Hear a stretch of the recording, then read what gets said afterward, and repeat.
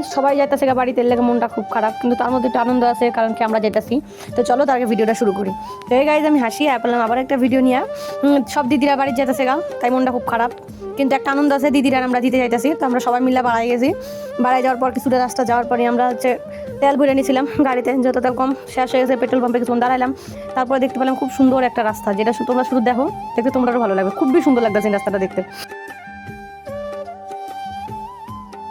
আর এদিকে বর চালাতেছে গাড়ি, আর পিছনে বয়ে রয়েছে দিদিরা মানিরা।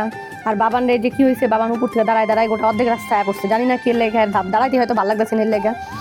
বর কি জানি গল্প করতেছি, সবাই মিলে আইতেছি। এর মধ্যে আবার ওদের হালকা 2-1 ফোঁটা বৃষ্টি পড়তে লইছে, দেখো কাছের মধ্যে দেখলে হালকা হালকা বুঝাইতেছে বৃষ্টি পড়তেছে।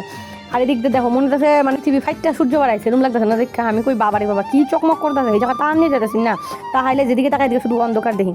তো তারপরে আমরা কিছুক্ষণ আবার রাস্তার দাঁড়ালাম, যেহেতু বাচ্চা কাচ্চা সবার খিদা হয়ে গেছে। আর এটা মেজ দিয়ে আইসেন সবার লেগে মুড়ি চিটা, আমরা সবারই উপকার হয়েছি। সত্যি এত খিদা পাইছেন, সবাই রাস্তার দ্বারায় মুড়ি খাইতেছে, এমনকি বড় দাঁড়ায় দাঁড়ায় মুড়ি খাইতেছে।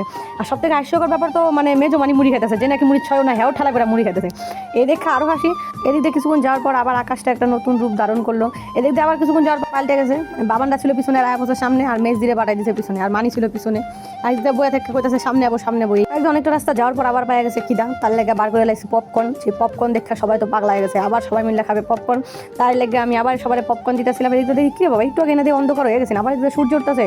এই করতে করতে মানি আয় পড়ছে সামনে, আমার কাছে বই বই লেগে জোর করে নিয়ে আইছি, আবি না মানে আয় কইলে হয়ে পড়ছে। আর বর চালাইতেছে গাড়ি, মানে ভাই চালাইতেছে গাড়ি, আর দিদিরা যেতেছে শ্বশুর বাড়ি। ব্যাপারটা সে হাস্যকর না?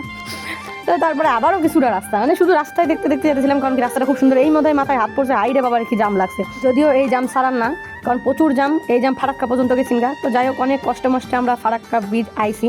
এখন আস্তে আস্তে যাইতাছি, এর মধ্যেই ট্রেন যাইতেছে। আমরা যাবো আর ট্রেন পাবো না এরকম তো অসম্ভব, ট্রেন দেখতে পাই। তার মধ্যে আবার দেখি বন্দে ভারত যাইতেছে, এটাও একটুখানি ক্লিপ নিলাম যেন তোমরা দেখাতে পারি। তো অনেক কষ্টের পর আমরা ফারাক্কা ব্রিজ পার হয়েছি, খুব জাম আছেন গাইস। তো এই দেখতে দেখতে রাত হয়ে গেল, অনেকটা রাস্তা আমরা পার হয়ে গেলাম। অবশেষে আমরা শেষ টোল পার হওয়ার পর মনে মনে বিশাল বড় একটা নিঃশ্বাস নিয়েছি। যাই হোক গাইজ আমরা আয় পড়ছি। আর তখনই গান চালানি হয়েছে শ্বশুরবাড়ি জিন্দাবাদ, কারণ কি হচ্ছে দিদির আরে খাপানি লেগে, কারণ সবারই মনটা একটুখানি খারাপ আছেন, যেহেতু এতদিন সবাই একলগে আসছিলাম, তারপরে সবাই আবার সবার মতো যার যার বাড়ির যেতেছিল। এর লেগে মন খুব খারাপ আছেন, এর লেগে সবাই মিলে গান চালাই একটু আনন্দ করতেছিলাম। আর বিশেষ করে দিদির আরে খাপানি লেগে আমরা গানটা চালানি হয়েছি। পরে যখনই এই ব্রিজটা দেখতে পাই তখনই বুঝতে গেলাম যে দিদিরা বাড়ি আয় পড়লাম। সত্যি সত্যি গাইজ আমরা দিদিরা বাড়ি আয় পড়ছি। আর আয়াই দেখি 2 জামাইবাবু মিলে ঘুরতে গেছি, আর আয়া সবে গাড়ি রাখতেছে। তো গাইজ আমার ভিডিওটা কেমন লাগলো অবশ্যই জানাবা, ভালো লাগলে like comment share and subscribe. পরে ভিডিও লেগা টাটা।